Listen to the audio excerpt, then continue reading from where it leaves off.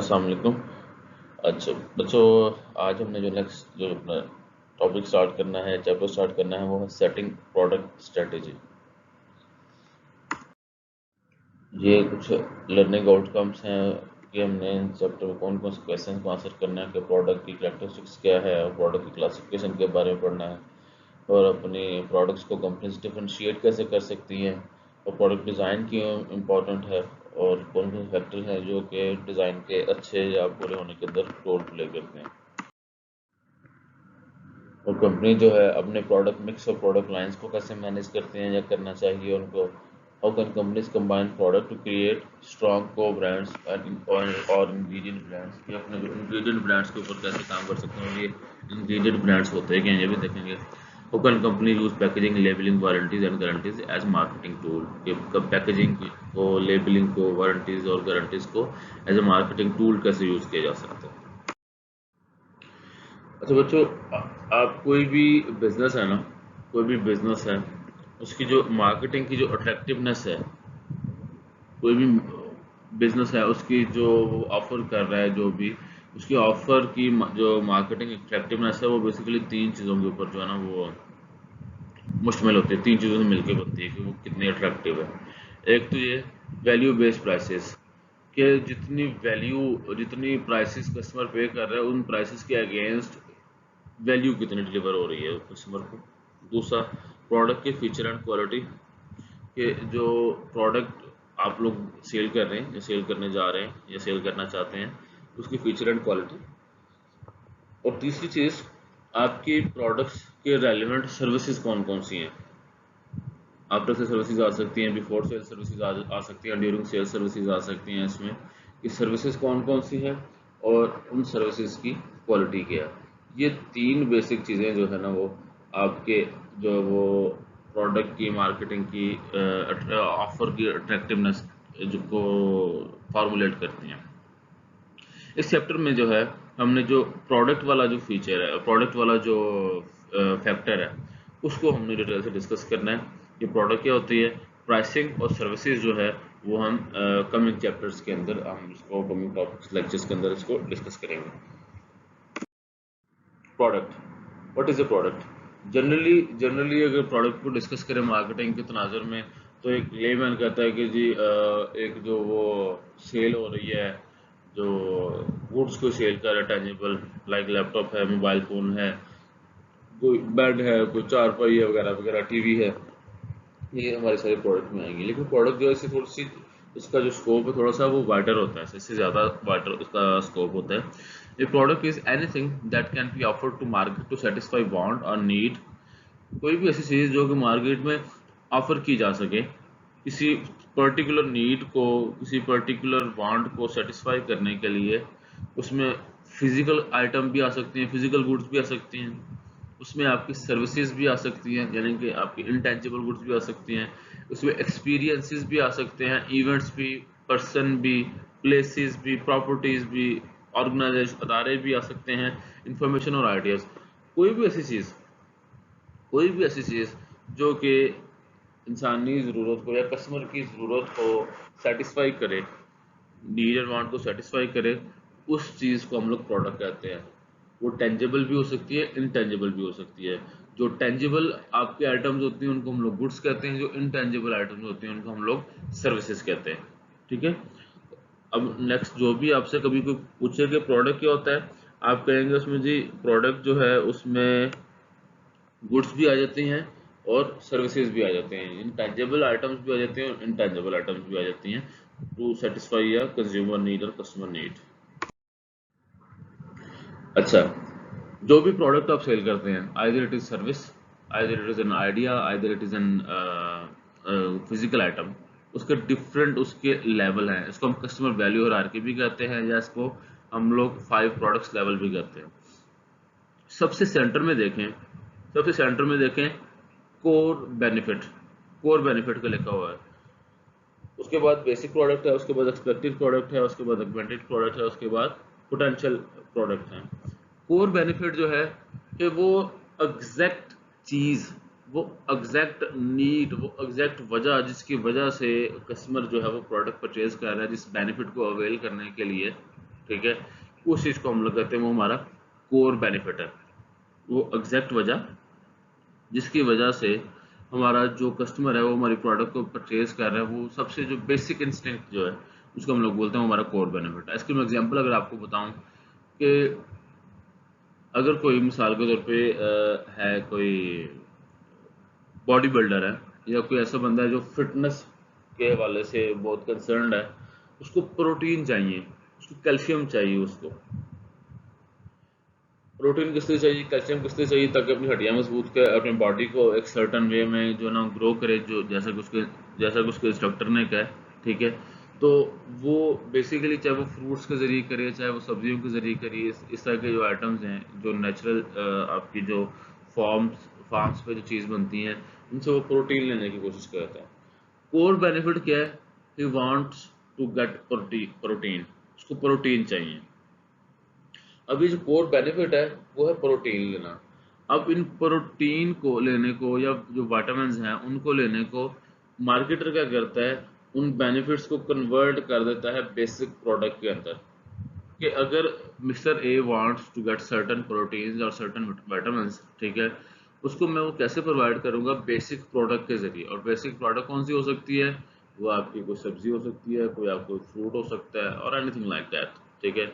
हम अज्यूम कर लेते हैं कि आपकी जो कीवी कीवी का जो फ्रूट है, आपका कीवी फ्रूट, उसके जरिए कोई एक सर्टन जो विटामिन्स है वो एक बंदे को मिलती है, यानी कि वो विटामिन्स फला था, वो कीवी के जरिए, एक कीवी जो कि एक बेसिक प्रोडक्ट है, बेसिक प्रोडक्ट बन गई, मार्केटर ने उसको बेसिक प्रोडक्ट में कन्वर्ट किया, वो जो है उसको मिलेगा, परचेज करने वाले कस्टमर को मिलेगा।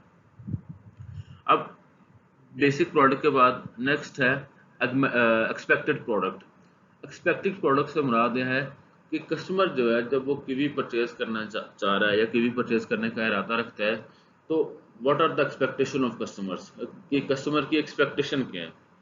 कस्टमर की जो एक्सपेक्टेशन होगी, कस्टमर की एक्सपेक्टेशन होगी कि जो कीवी है, जो फ्रूट है जो मैं परचेज करने जा रहा हूँ वो फ्रेश होगा, एक बात, पुराना, ज़्यादा पुराना नहीं होगा, एक्सपायर नहीं होगा, ख़राब नहीं होगा। ये कस्टमर के एक्सपेक्टेशन है। यानी कि what products features customer expect from the brand, ठीक है, उसको हम लोग बोलते हैं एक्सपेक्टेड प्रोडक्ट्स। कि जी मुझे फ्रेश फ्रूट मिलेगा, जी मुझे ओवर प्राइसिंग नहीं की जाएगी, ठीक है, वो कहीं से दाग नहीं लगा होगा, ख़राब नहीं होगा कहीं से। ये कस्टमर की एक्सपेक्टेशन है, इसको बोलते हैं एक्सपेक्टेड प्रोडक्ट। उसके बाद बोलते हैं ऑगमेंटेड प्रोडक्ट। ऑगमेंटेड प्रोडक्ट जो है ये अगला लेवल है। इससे मुराद ये है कि ऑगमेंटेड का लफ्ज़ मतलब होता है समथिंग एडिशनल। ये वो चीज़ है जो कस्टमर ने एक्सपेक्ट भी नहीं की होती, ये वो चीज़ है जो कस्टमर ने एक्सपेक्ट भी नहीं की होती, लेकिन जो ब्रांड है, जो मार्केटर है, वो फिर भी उसको प्रोवाइड करता है।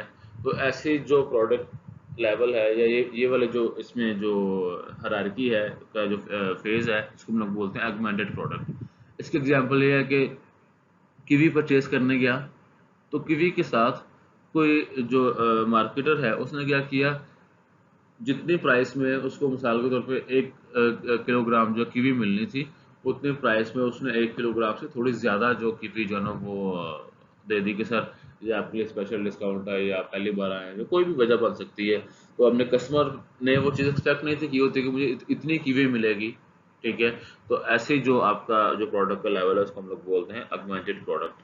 पोटेंशियल प्रोडक्ट ये होता है कि जी मुस्तकबिल में, फ्यूचर में मज़ीद आप अपनी प्रोडक्ट के अंदर कौन कौन सी इम्प्रूवमेंट्स, कौन कौन से नए फीचर, कौन कौन सी नए जो है उसमें ऑप्शंस लेके आ सकते हैं जो कि अभी नहीं है, फ्यूचर में प्लान है आपका लाने का, या उसमें मज़ीद ये वाली चीज़ आ सकती है, इसको बोलते हैं पोटेंशियल प्रोडक्ट। अब इसी की मैं एक और एग्जांपल दूंगा आप लोगों को समझाने के लिए। ये जो हायरार्की है, आप जो है चले गए हैं किसी और कंट्री में चले गए फॉर एग्जांपल, या चले आप जो गए हैं उम्रा करने के लिए या हज करने के लिए गए हैं, ठीक है। अब वहाँ पे आपका कोई अजीज़ नहीं है, कोई दोस्त नहीं है जहाँ जिसके पास आप रह सकें, ठीक है। लेकिन आपने अगर वहाँ पे 2 वीक या 3 वीक या 4 वीक अगर आपने रहना है, तो रात के time obviously you need to take rest. आपको रेस्ट करने के लिए, आपको अपने आप को सिक्योर करने के लिए, सेव करने के लिए, you need something, you need some place, ठीक है। अब वो जो जो आपने जहाँ पे रेस्ट करना है, जहाँ पे सोना है, जहाँ पे खाना पीना है, जहाँ पे अपने लगेज को सिक्योर करना है, you want to get these benefits. ठीक है, आपको ये बेनिफिट्स आप चाहते हैं, लेकिन अच्छा ये बेनिफिट्स आप चाहते हैं, तो इन बेनिफिट्स को बेसिक प्रोडक्ट में कैसे कन्वर्ट करेगा? इन बेनिफिट्स को बेसिक प्रोडक्ट में कन्वर्ट करेगा मार्केटर या बिजनेस। ये बेनिफिट्स कस्टमर को कैसे प्रोवाइड किए जा सकते हैं? ये कस्टमर को प्रोवाइड किए जा सकते हैं एक होटल की फॉर्म में। ठीक है, एक होटल हो सकता है, मोटेल हो सकता है, कोई भी चीज़ें जो है ना, इसलिए हम उसको होटल की फॉर्म में कह सकते हैं कि जी होटल की फॉर्म में या होटल, दोनों प्रोनाउंसिएशंस हैं। आपको ये सारे के सारे मिल जाएंगे, फीचर मिल जाएंगे, ये बेसिक प्रोडक्ट है। अच्छा, अब बेसिक आप ये बेनिफिट्स कैसे मिलेंगे बेसिक प्रोडक्ट में? कि जी एक बेड हो, बेड के साथ जो है ना वो बेड वॉशरूम भी हो, उस होटल में खाने की फैसिलिटी भी आपको अवेलेबल हो। ठीक है, उसमें जो है ना वो एक अच्छा इंटरनेट भी हो, उसमें जो है एसी वगैरह लगा हो कमरे के अंदर। ठीक है, अब ये क्या किया है कि उन कोर बेनिफिट्स को ये इस बेसिक प्रोडक्ट के जरिए जो है कस्टमर को दी जा सकती है ये वाले बेनिफिट्स। उसके बाद एक्सपेक्टेड प्रोडक्ट। अब ये जो बेसिक प्रोडक्ट बेड है, बेड हो, इंटरनेट हो, उसमें जो है लाइटिंग का प्रॉपर सिस्टम हो वगैरह वगैरह। कस्टमर क्या एक्सपेक्ट करता है? कस्टमर एक्सपेक्ट करता है कि जो बेड हो, अच्छी क्वालिटी का बेड हो, जो वहाँ पे ऊपर बेडशीट्स बिछी हुई हैं वो साफ हो, धुली हुई हो, नीट हो, किसी वाले से गंदगी ना हो उनके ऊपर। जो इंटरनेट वहाँ पे चल रहा है, इंटरनेट अच्छा हो, जो एसी वहाँ पे लगा हुआ है, एसी अच्छा काम करता हो। ठीक है, ये कस्टमर की एक्सपेक्टेशन है, तो इसको हम लोग बोलते हैं एक्सपेक्टेड प्रोडक्ट। अब आ जाते हैं एगमेंटेशन की तरफ, एगमेंटेड प्रोडक्ट। इससे मुराद ये है कि अब कस्टमर ने जब जितना एक्सपेक्ट किया था उसको उसको उससे ज़्यादा मिल रहा है। कि आप गए, आपने होटल में साइन इन किया, आपने चेक इन किया, आपने चेक इन किया तो वहाँ पे आपको वो एक कोई भी रिफ्रेशिंग ड्रिंक आपको दे सकते हैं। वो कहेंगे जी ये हमारी तरफ से आपको एक वेलकम ड्रिंक है, इसके कोई चार्जेस नहीं है। जो वेलकम ड्रिंक आपको जो किया तो वो एक अच्छी एक जो है ना वो प्लेजर की फीलिंग जो है ना आपके अंदर जो है ना वो पैदा होगी कस्टमर के अंदर। वो प्लेजर की फीलिंग कस्टमर के अंदर इसलिए पैदा होगी, एक तो वो वैसे ही उसके लिए उसको रिफ्रेश करेगी, दूसरा उसने एक्सपेक्ट नहीं था किया कि जी मुझे आगे इस तरीके से ट्रीट किया जाएगा, ग्रीट किया जाएगा। तो ये उसका अगमेंटेड प्रोडक्ट का लेवल है, कस्टमर डिड नॉट एक्सपेक्ट। लेकिन जो होटल है, जो ब्रांड है, उसने समथिंग एडिशनल कस्टमर को प्रोवाइड की।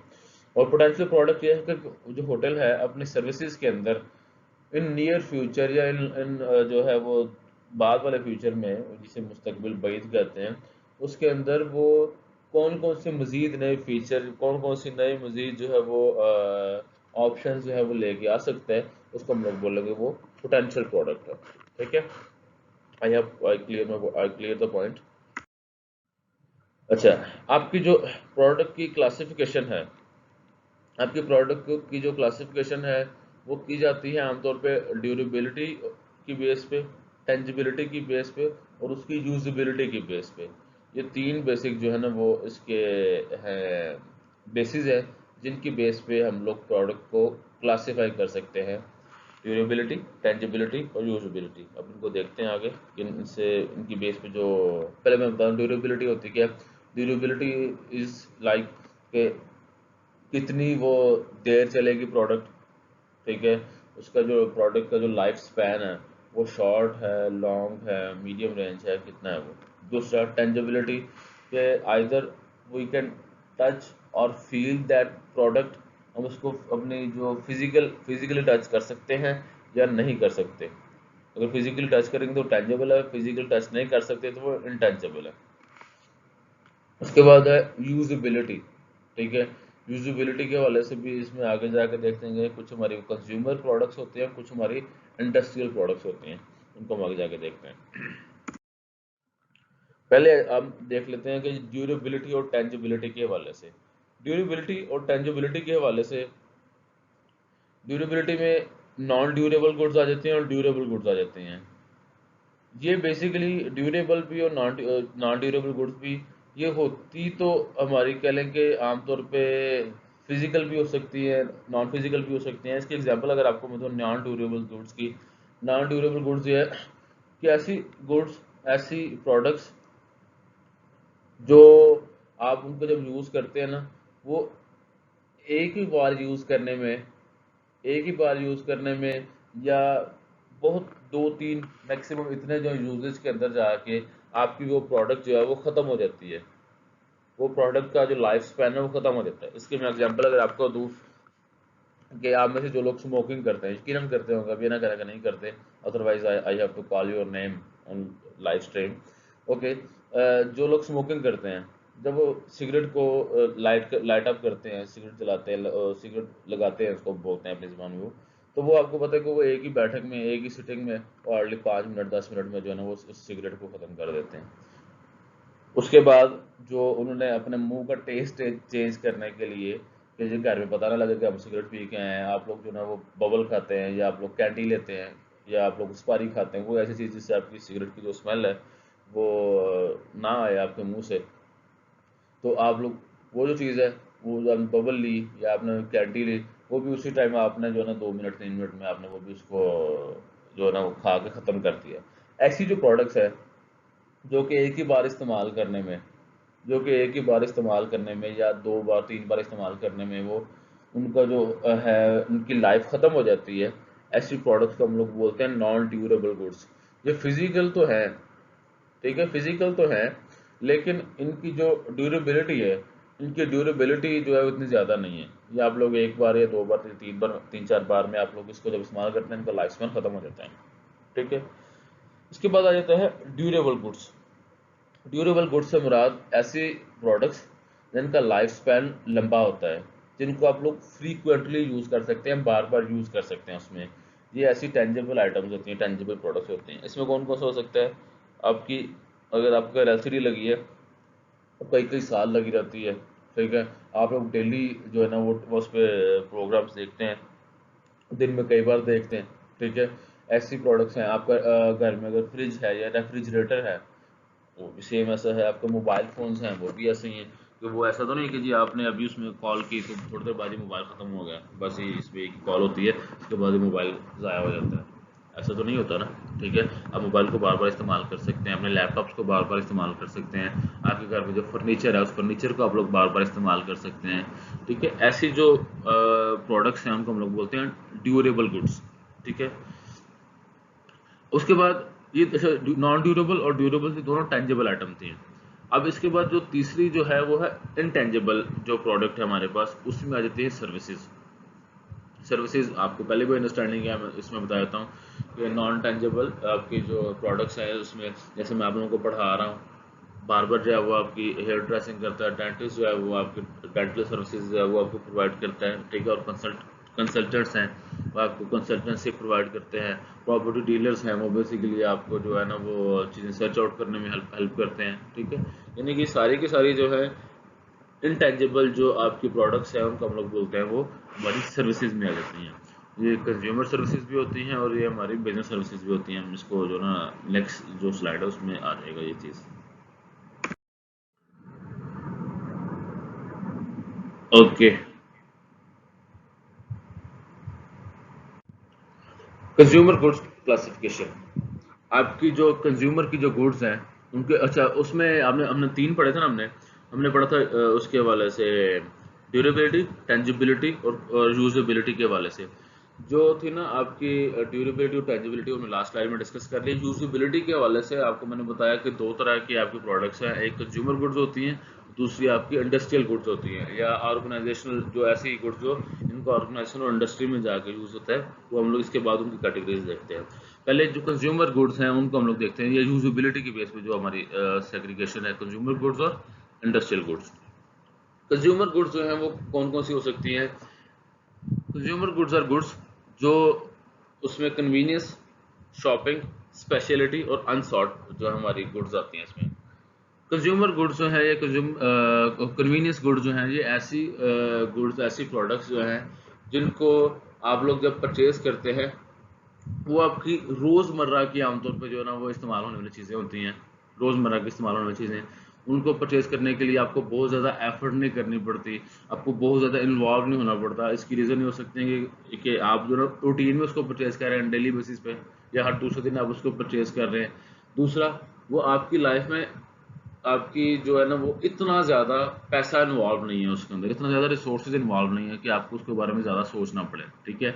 ऐसे जो प्रोडक्ट्स हैं उनको हम लोग बोलते हैं कन्वीनियंस प्रोडक्ट, ठीक है। अब जैसे डिटर्जेंट्स हैं, डिटर्जेंट जो है आप लोग, अगर आप लोग डेली सेल नहीं करते, आप लोग मंथली ग्रोसरी इकट्ठी भी ले आते हैं, लेकिन आपको एक कई साल हो गए आपको एक पर्टिकुलर डिटर्जेंट यूज़ करते हुए, पर्टिकुलर बाथ सोप यूज़ करते हुए, पर्टिकुलर टॉयलेट क्लीनर यूज़ करते हुए, ठीक है। ये ग्रोसरी की आइटम्स हैं सारी, आप लोग उनको हर मंथ परचेज करते हैं, तो आपको इतनी ज़्यादा जो है ना वो मेंटल एफर्ट नहीं करनी पड़ती इसके अंदर कि कौन सा लें कौन सा ना लें वगैरह वगैरह, क्योंकि आपको पता है कि प्लान जो है इस प्राइस में इसका ये उसमें ये उसके फ़ायदे हैं, और इतना टाइम उस वो निकाल लेती है उसकी प्रोडक्ट, ठीक है।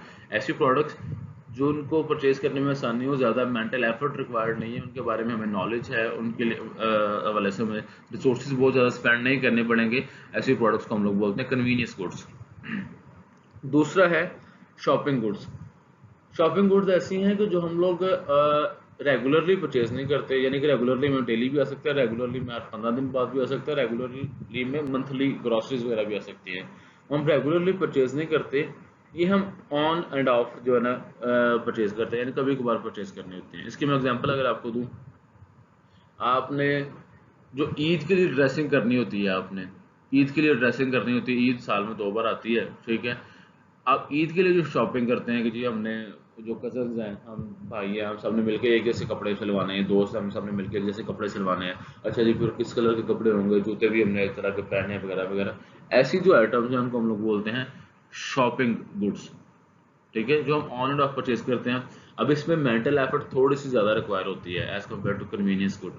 इसमें हो सकता है रिसोर्सेज भी थोड़े से ज़्यादा इन्वॉल्व हो as compare to convenience goods, क्योंकि आप जो है वो कपड़े एक उसकी सर्च कॉस्ट जो है, सर्च कॉस्ट भी इसके अंदर इन्वॉल्व है इसके अंदर, ठीक है। ये सारी चीज़ें इसके अंदर आ जाएंगी। इसके बाद है स्पेशलिटी गुड्स।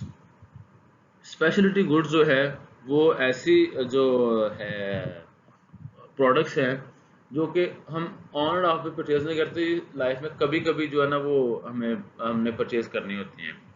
इसकी अगर एग्जांपल दूं आपको मैं, हमने अपने घर के लिए पहली बाइक हमने परचेज करनी है मिसाल के तौर पर, या आप लोग कल को जब प्रोफेशनल लाइफ में जाएंगे, आप अपनी सेविंग से अपने पैसों से आपने पहली जब बाइक परचेज करनी है, तो आपको हालांकि पता है कि जी होंडा 70 ऐसी है, होंडा 125 ऐसी है, यामाहा की जो प्रोडक्ट्स हैं वो ऐसी हैं, चाइना की ऐसी हैं, लेकिन फिर भी क्योंकि अब वो पहले जो बाइक थी घर में वो अब्बा जी ने बड़े भाई ने लेके दी थी, अब जो है कि वो आप खुद उसके अंदर इन्वॉल्व हैं, आप अपने पैसे लग रहे हैं, आपकी अपनी सेविंग लग रही है उसके अंदर, तो आप ज़्यादा एफर्ट करेंगे, इसको दोस्तों से डिस्कस करेंगे, यार मैं I want to purchase a bike, मुझे सजेस्ट करो कि मैं कौन सी बाइक लूँ। या घर की पहली गाड़ी आ रही है, तो जो मिडिल क्लास फैमिली है हमारे हम लोगों जैसे, या लोअर मिडिल क्लास जो फैमिलीज हैं, अगर उन्होंने गाड़ी आनी है, तो ज़ाहिर है जो है ना वो एक अच्छी खासी सेविंग उसके लिए करनी पड़ती है, सेविंग करके फिर गाड़ी आती है। तो हम ये अच्छी तरीके से इसको दोस्तों से फैमिली से हम डिस्कस कर लेते हैं कि कौन सी गाड़ी परचेज करनी चाहिए, क्योंकि हमने जो है ना इसको कल को चेंज करना हमारे लिए इतना ईजी नहीं है, क्योंकि पहले इतनी मुश्किल से हम लोग परचेज कर रहे हैं। ऐसी जो प्रोडक्ट्स हैं उनको हम लोग स्पेशलिटी प्रोडक्ट्स बोलते हैं। इसके अलावा अगर आपकी शादी है, शादी के लिए शेरवानी कहाँ से परचेज करनी है, ठीक है। शादी के लिए जो है ना वो अगर वो आपने जैसे वो कहते हैं दूल्हा तैयार करना है, तो जी हेयर ड्रेसर किसके पास जाना है, कौन से सलून पे जाना है। इसी तरह जो फीमेल्स हैं जी ब्यूटी पार्लर किस पे जाना है, क्योंकि हम अब एक नॉर्मल पार्टी मेकअप तो नहीं है, ये तो मेरी शादी होनी है, तो मेरी शादी पे जो है ना मैं किसी अच्छे पार्लर पे जाऊंगी, ठीक है। ऐसी जो हमारी जो प्रोडक्ट्स हैं, या ऐसी जो जो हम चीज़ें यूज़ करते हैं इस तरह के स्पेशल इवेंट्स पे, ओकेजन्स पे, उनको हम लोग बोलते हैं स्पेशलिटी प्रोडक्ट्स। अनसॉर्ट प्रोडक्ट, सॉर्ट का मतलब होता है चाहना, अनसॉर्ट ऐसी प्रोडक्ट्स जिसके बारे में कस्टमर डिमांड नहीं करता, विलिंग नहीं है वो प्रोडक्ट परचेज करने के लिए, ठीक है। उसकी रीज़न ये हो सकती है कि कस्टमर को उस प्रोडक्ट के बारे में पता ही नहीं है। समटाइम होता है कि उस प्रोडक्ट के बारे में पता है, लेकिन उसकी डिमांड नेगेटिव है। डिमांड नेगेटिव और समझ कि उसकी डिमांड नहीं है, customer do not want to purchase that product. ये कौन सी प्रोडक्ट्स हो सकती हैं, ये आपकी हो सकती हैं मेडिसिन हैं। अब जितने भी मेडिसिन है, आप लोग मेडिसिन खुशी से नहीं खाते, उसकी रीज़न ये है, एक तो मेडिसिन उनका टेस्ट ज़्यादा होता नहीं, होता तो ख़राब होता है उनका टेस्ट, ठीक है। दूसरा, मेडिसिन बंदा तभी खाता है जब बंदा कोई किसी ना किसी जो है ना वो बीमारी में जो है ना वो से गुजर रहा हो, वो बीमारी से गुजरना आपको पता है अनप्लेजेंट फीलिंग है। तो बंदा ने, अब जो कंज्यूमर है वो कभी नहीं चाहेगा कि मैं बीमार हूँ उसके बाद मेडिसिन खाऊं मैं। आप चाहेंगे कि हम अच्छे अच्छे खाने से खाने खाएं, अच्छी टेस्ट वाली चीज़ें जो है ना वो हम लोग खाएं। अब मेडिसिन जो है वो आपकी अनसॉल्व प्रोडक्ट में आएंगी। उसके बाद आपकी आ जाती है इंडस्ट्रियल गुड्स की क्लासिफिकेशन। ठीक है, ये भी यूजेबिलिटी के बेस पे दूसरी गुड्स हैं आपके इंडस्ट्रियल गुड्स, यानी कि ऐसी प्रोडक्ट्स जो कि इंडस्ट्री में, जो कि अदारों के अंदर, सरकारी अदारों के अंदर, प्राइवेट अदारों के अंदर जो यूज़ होती हैं, उनमें आपकी तीन तरह के हैं: material and parts, capital items, supplies, business services. Material and parts से मुराद वो वाली प्रोडक्ट्स आपकी, कुछ होते हैं रॉ मटेरियल। रॉ मटेरियल ये होता है कि जी आपके पास मिसाल के तौर पे कॉटन आई, कॉटन का आप धागा बनाते हो, ठीक है, तो वो जो कॉटन है वो आपके लिए as a raw material function करेगा। ऐसी प्रोडक्ट्स आती हैं वो भी इंडस्ट्रियल गुड्स में आएंगी। पार्ट्स से मुराद ऐसी चीज़ें कि आपकी जो कुछ कंपोनेंट्स हैं प्रोडक्ट्स के वो आते हैं, जैसे हम आपका मिसाल के तौर पे लैपटॉप का बिजनेस है, तो आपने लैपटॉप के लिए आप जो कीबोर्ड है वो कहीं से परचेज करेंगे, की उसका जो कीबोर्ड बल्कि बोलेंगे, उसका जो माउस पैड है वो कहीं से परचेज करेंगे, स्क्रीन कहीं से परचेज करेंगे। अब वो जो पार्ट्स आप डिफरेंट डिफरेंट जगहों से परचेज कर रहे हैं और उनको बाद में आपने एक सर्टन वे में असेंबल करके आगे सेल कर देना है, वो पार्ट्स भी आपके इंडस्ट्रियल गुड्स की एक कैटेगरी है। उसके बाद आपकी आ जाती है कैपिटल आइटम्स। कैपिटल आइटम्स जो है वो ऐसी आपकी प्रोडक्ट्स हैं जिनको आप आगे रीसेल नहीं करते या उनको एक फॉर्म से दूसरी फॉर्म में कन्वर्ट नहीं करते, जैसे आपने कॉटन को धागे में कन्वर्ट किया, ऐसी आइटम नहीं है। ये ऐसी आइटम है जो कि लॉन्ग लास्टिंग है, आपके साथ चलती हैं बिजनेस में, आप उनको बार बार यूज़ करते हैं, ठीक है, और इनके ऊपर आपका खर्चा भी अच्छा खासा होता है। इसकी एग्जांपल अगर आपको दें, आपने कोई अपना स्टोर बनाया है, अपने स्टोरेज की कैपेसिटी इंक्रीज करने के लिए, उसमें आपने, अगर आपका फूड का बिजनेस है तो आपको वहाँ पे जो है ना वो कूलिंग यूनिट्स लगाने पड़ते हैं आपको, एसी की फॉर्म में या इस तरह के वो कमर्शियल यूनिट्स होते हैं। इसके अलावा जैसे अगर आपका कपड़े का कारोबार है तो वो बड़ी एक मशीन परचेज करते हैं जो कि कॉटन को कपड़े में जो है ना कॉटन को धागे में कन्वर्ट करती है। तो वो जो मशीन आप परचेज करेंगे वो भी आपकी कैपिटल आइटम्स में आएगी, ठीक है। आपने वो सॉफ्टवेयर हाउस बनाया है, तो सॉफ्टवेयर हाउस में आपने वहाँ पे कोई मेन फ्रेम कंप्यूटर रखे हैं जिनके अंदर आपका सारा का सारा डाटा स्टोर हो रहा है, ठीक है। तो मेन फ्रेम कंप्यूटर आगे आपने रीसेल नहीं करने हैं आपने, लेकिन यू नीड दोज कंप्यूटर्स, आपका जितना भी डाटा है, जो टेक्निकल डाटा है, टेक्निकल ऑपरेशन है, वो मेन फ्रेम कंप्यूटर जैसे सुपर कंप्यूटर जैसे कि आप लोगों ने पढ़ा होगा, वो आप लोग इस्तेमाल करते हैं अपने ऑपरेशंस को स्मूथ लाइन करने के लिए। ऐसे आइटम को हम लोग बोलते हैं कैपिटल आइटम्स। उसके बाद आ जाता है सप्लाईज और बिजनेस सर्विसेज। सप्लाईज में चीज़ें ऐसी आ जाती हैं कि आपके ऑफिस के अंदर आपको जो चीज़ें चाहिए, जैसे मिसाल के तौर पे ऑफिस के अंदर आपको स्टेशनरी चाहिए, ऑफिस के अंदर आपको जो है ना वो चाहिए, स्टेशनरी में भी आपकी आ जाती हैं, बॉल पेन्स आ जाती हैं, आपके प्रिंटिंग पेपर्स आ जाते हैं। इस तरह की जो आइटम्स हैं वो आपकी सप्लाईज में आ जाती हैं, ठीक है। उसके बाद बिजनेस सर्विसेज में के कुछ लोग आपको, कुछ एक्सपर्ट्स जो हैं वो आपके बिजनेस को डिफरेंट कंसल्टेंसी प्रोवाइड करते हैं।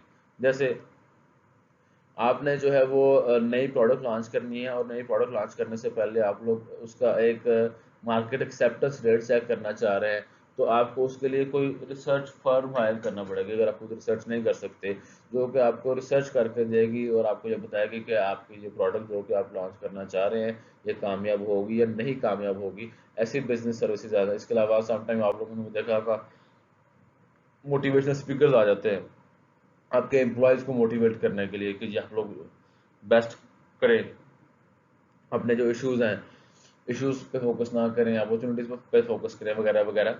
ऐसी बिजनेस सर्विसेज जो हैं वो भी आप इंडस्ट्री के अंदर अवेल कर सकते हैं। ये आपकी तीन बेसिक आपके जो है ना वो टाइप्स थे इंडस्ट्रियल गुड्स के, मटेरियल एंड पार्ट्स थे, कैपिटल आइटम थी, और उसके बाद आपके सप्लाइड एंड बिजनेस सर्विसेज आ जाते हैं। अच्छा, ये हमारी एक्सपेक्टेडली आज की लास्ट स्लाइड है। बाकी जो है हम नेक्स्ट लेक्चर में डिस्कस करेंगे। आपकी जो प्रोडक्ट है, आपके प्रोडक्ट किन किन वेज में एक प्रोडक्ट दूसरे प्रोडक्ट से डिफ्रेंशिएट हो सकती है, डिफरेंट हो सकती है, वो इसमें कुछ पॉइंट्स हैं। प्रोडक्ट फॉर्म, प्रोडक्ट फॉर्म एक प्रोडक्ट की दूसरी प्रोडक्ट, एक प्रोडक्ट की फॉर्म दूसरी से डिफरेंट हो सकती है। प्रोडक्ट फॉर्म में क्या आ जाता है, उसमें उसका साइज आ जाता है, उसमें उसकी पैकेजिंग आ जाती है, उसमें उसका जो है ना वो कलर आ सकता है, वगैरह वगैरह, ठीक है। ये जो है आपकी एक प्रोडक्ट दूसरी प्रोडक्ट से जो है ना डिफरेंट हो सकती है। दूसरा है फीचर, उसमें फीचर्स कौन कौन से हैं, उसमें ऑप्शंस कौन कौन से हैं, ठीक है। एक प्रोडक्ट के फीचर दूसरी प्रोडक्ट से वेरी कर सकते हैं। जैसे आप इसकी आपको एग्जांपल दूं, आपके एक मोबाइल फ़ोन के फीचर्स और होते हैं, दूसरे मोबाइल फ़ोन के फीचर्स और होते हैं। फीचर्स की बेस पे भी एक प्रोडक्ट दूसरी प्रोडक्ट से डिफरेंट हो सकती है। उसके बाद कस्टमाइजेशन। कस्टमाइजेशन आप लोगों ने पहले भी पढ़ा होगा। अब कुछ प्रोडक्ट्स होते हैं कि उनके अंदर उनको कस्टमाइज़ किया जा सकता है, कुछ प्रोडक्ट्स ऐसे होते हैं उनको कस्टमाइज़ नहीं किया जा सकता। कस्टमाइजेशन होती क्या है कि आप प्रोडक्ट को कस्टमर की नीड के मुताबिक, आप प्रोडक्ट को कस्टमर की जो नीड है उसके मुताबिक आप जब मोल्ड कर लेते हैं या मोल्ड कर सकते हैं किस हद तक, उसको हम लोग बोलते हैं कस्टमाइजेशन। कस्टमाइजेशन की जो सबसे बड़ी एग्जांपल है वो ये है कि आप लोग जो कपड़े पहनते हैं आपके या सिलवाते हैं, तो आप जो कपड़े सिलवाते हैं उसमें वो आपकी बॉडी के हिसाब से जो है ना, वो आप जो टेलर है वो फिट करके देता है वो, ठीक है। वो उसमें कैसे है, अब एक बंदा है उसका काज जो है मिसाल के तौर पे 5 फुट 10 इंच है, दूसरा का भी 5 फुट 10 इंच है, लेकिन हो सकता है दोनों के साइज़ में फिर भी फ़र्क हो। साइज़ में फ़र्क कैसे हो सकता है, एक जो है वो मेरे जैसा मोटा है, दूसरा जो है ना वो स्मार्ट बंदा है। अब जो मोटा बंदा है उसने कहना है कि दर्जी को यार इस तरीके से सीना कि मेरा पेट ज़्यादा बाहर ना निकले इसमें, ठीक है। और जो स्मार्ट बंदा है वो कहेगा यार इस तरह का सीओ कि पूरा मेरा जो है ना बॉडी से फिटिंग हो उसके अंदर, ठीक है, फिटिंग हो ताकि पता लगे कि मैं बड़ा माचो हूँ, मुझे मैं बड़ा कूल हूँ वगैरह वगैरह। अब ये जो ना कुछ प्रोडक्ट्स के अंदर कस्टमाइजेशन अवेलेबल हो सकती है, कुछ प्रोडक्ट के अंदर कस्टमाइजेशन नहीं होती। अब कुछ लोग हैं वो मोबाइल अपनी मर्जी का बनवाते हैं। आमतौर पे मोबाइल के अंदर कस्टमाइजेशन इतनी आम नहीं है, लेकिन कुछ जो लोग हैं जिनके पास अच्छे जो रिसोर्सेज हैं, काफ़ी रिसोर्सेज हैं, वो कंपनी से मोबाइल भी अपनी मर्जी का बनवा लेते हैं। वो क्या होगा कि जी मुझे गोल्ड प्लेटेड आईफोन चाहिए जिसके जो बैक साइड पे गोल्ड लगा हो, या टाइम मुझे जो कैमरा है, कैमरे की लाइट है, कैमरे की लाइट के साथ छोटा सा डायमंड जो है, ये डायमंड भी वहाँ पे एडजस्ट करके दे। अब ज़ाहिर है कंपनी उसके लिए काफ़ी अच्छा खासा चार्ज करेगी उससे, लेकिन वो उस चीज़ को, उस एक्सपेंस को बर्दाश्त कर सकता है वो बंदा, तो इसलिए वो जो है ना वो कंपनी इसको कस्टमाइज कर देगी, कंपनी को तो रेवेन्यू से करता है। उसके बाद आ जाता है परफॉर्मेंस क्वालिटी। अच्छा, अब जो क्वालिटी है उसमें ये आगे परफॉर्मेंस क्वालिटी और परफॉर्मेंस क्वालिटी दोनों पॉइंट मिलते जुलते हैं, आप लोगों ने कंफ्यूज नहीं होना इससे। परफॉर्मेंस क्वालिटी, कोई भी प्रोडक्ट है उसकी परफॉर्मेंस या तो लो परफॉर्मेंस होगी, या एवरेज क्वालिटी होगी, या वो अच्छी क्वालिटी होगी, या वो सुपीरियर क्वालिटी यानी प्रीमियम क्वालिटी, या उसको बेस्ट क्वालिटी कहेंगे। 4 किस्म की क्वालिटी होती है। अब कंपनीज जो एक्सपेक्ट कर रही हैं, ठीक है, कि हमारी प्रोडक्ट ऐसा परफॉर्म करेगी, ठीक है। एक अब कंपनी के हिसाब से हो सकता है कि जिनकी एक प्रोडक्ट अच्छा परफॉर्म नहीं कर रही, दूसरी प्रोडक्ट अच्छा परफॉर्म कर रही है, या ये चीज़ कंपनी के हवाले से भी आ सकती है, ये कंपटीशन के हवाले से भी आ सकती है कि जी product A is performing average, ठीक है, प्रोडक्ट बी इज़ परफॉर्मिंग जो है वो आपकी जो है अच्छी क्वालिटी में परफॉर्म कर रही है। फोकस ये होना चाहिए कि आपने लो क्वालिटी पे कभी नहीं जाना, लो क्वालिटी पे कभी नहीं जाना। एटलीस्ट एवरेज क्वालिटी पे होना चाहिए आपको। अगर आप चले जाते हैं उस पर जो है ना अच्छी क्वालिटी पे चले जाते हैं तो फिर तो क्या ही बात है। और सुपीरियर क्वालिटी है, सुपीरियर क्वालिटी को अटेन करना लाजमी नहीं है, लेकिन आप सुपीरियर क्वालिटी को अटेन कर लेंगे तो आप जो है आपका मार्केट शेयर मैक्सिमम हो जाएगा आपका। लेकिन सुपीरियर क्वालिटी को अटेन करना इतना ईजी नहीं होता, ठीक है। उसके बाद आते हैं कन्फॉर्मस क्वालिटी। कन्फॉर्मस क्वालिटी में कन्फॉर्म का मतलब होता है टू कंप्लाई विद, ठीक है, कि उसके साथ जो है ना किसी चीज़ की एक्सपेक्टेशन पे पूरा उतरना। कन्फॉर्मस क्वालिटी ये चीज़ है कि जी एक है कि कंपनी का पॉइंट है वो, जैसे मैंने परफॉर्मेंस क्वालिटी भी बताया कि लो, एवरेज और जो है ना वो बेस्ट एंड सुपीरियर क्वालिटी, ठीक है। इसी तरह कन्फॉर्मेंस क्वालिटी में ये चीज़ है कि कस्टमर आपसे क्या क्या क्वालिटी एक्सपेक्ट कर रहा है, आपने कस्टमर की जो एक्सपेक्टेशंस हैं उनको भी मद्देनज़र रखना है। कि जी कस्टमर अगर एक्सपेक्ट कर रहा है कि जी ये जो लैपटॉप मैं यूज़ कर रहा हूँ इसको एक बार अगर मैंने फुल चार्ज किया होगा तो मुझे, अगर मैं 6 घंटे मजीद इसको यूज़ करता हूँ तो ये इसकी बैटरी ख़त्म नहीं होगी, कस्टमर ने एक्सपेक्ट किया। तो आपको यानी बिजनेस को इस चीज़ से कंफर्म करना पड़ेगा, इस चीज़ से कंप्लाई करना पड़ेगा कि हमने कस्टमर की एक्सपेक्टेशन पूरी करनी है। अगर आप कस्टमर की एक्सपेक्टेशन पूरी नहीं करेंगे तो आपकी जो है ना वो कस्टमर आपसे डिससेटिस्फाई होगा, और अगर डिससेटिस्फाई होगा तो मे बी सूनर और लेटर जो है वो आपको ब्रांड को छोड़ के चला जाएगा, ठीक है। अब इसमें ये चीज़ भी आती है कि कस्टमर अगर मिसाल के तौर पे कंपनी को पता है कि हमारा जो लैपटॉप है उसकी जो बैटरी टाइमिंग है वो 4 घंटे से ज़्यादा नहीं है उसकी, तो कस्टमर जो है, कस्टमर हमसे 6 घंटे क्यों एक्सपेक्ट करेगा। कस्टमर की एक्सपेक्टेशन जब पूरी नहीं होगी, कस्टमर आपको छोड़ के चला जाएगा। आपने अच्छा बात ये थी कि मैं कह रहा था कि जी जो अगर कंपनी को पता है कि हमारा लैपटॉप 4 घंटे से ज़्यादा परफॉर्म नहीं करता, तो कस्टमर जो है वो हमारी प्रोडक्ट से 6 घंटे की एक्सपेक्टेशन क्यों करेगा कि हमारे प्रोडक्ट जो है वो 6 घंटे बैटरी उसकी निकलेगी सर्टन ब्रांड की। उसकी रीज़न ये हो सकती है कि जी आपने अपनी एडवर्टीजमेंट्स के अंदर, अपनी प्रमोशंस के अंदर ओवर प्रॉमिस किया है। ओवर प्रॉमिस किससे किया है? आपने ओवर प्रॉमिस किया है कस्टमर से कि जी अनलिमिटेड बैटरी टाइमिंग है, पूरा दिन निकल जाएगा आपका बैटरी टाइमिंग। जब आप इस तरह के क्लेम करोगे तो कस्टमर तो आपसे 6 घंटे की एक्सपेक्टेशन आपसे करेगा कि जी 6 घंटे में इसकी बैटरी टाइमिंग निकालेगी। या ये हो सकता है कि आप खुद को जिससे compete कर रहे हो, खुद को जिससे compete कर रहे हो, जिस ब्रांड से, उस ब्रांड की जो लैपटॉप की बैटरी टाइमिंग है वो 6 घंटे की है।